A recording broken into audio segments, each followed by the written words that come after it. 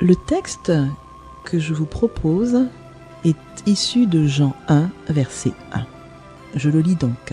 « Au commencement était la parole, et la parole était avec Dieu, et la parole était Dieu. » Les deux premiers mots par lesquels débute ce verset, « au commencement », en font une sorte de réplique du début de la Genèse.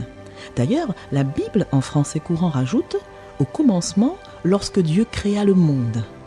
La transcription dynamique du Nouveau Testament d'Alfred Cohen, Parole vivante, dit carrément « aux origines, avant que rien n'existe ».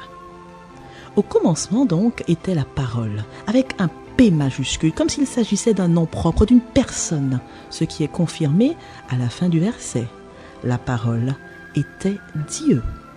Quelques versets après, Jean corrobore cette idée en disant, au verset 14, que la parole a été faite chair, ou selon la Bible en français courant, second 21, parole de vie, et la version Semeur, la parole est devenue un homme.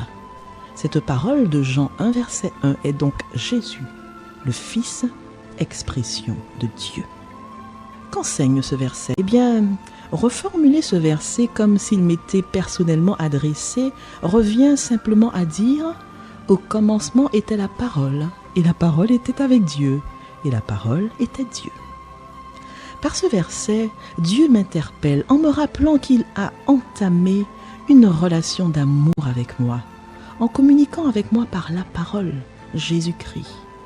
Dieu a envoyé Jésus comme une révélation personnelle. Il n'est pas seulement celui qui transmet le message, il est lui-même le message. Et voilà l'application que je fais de ce verset.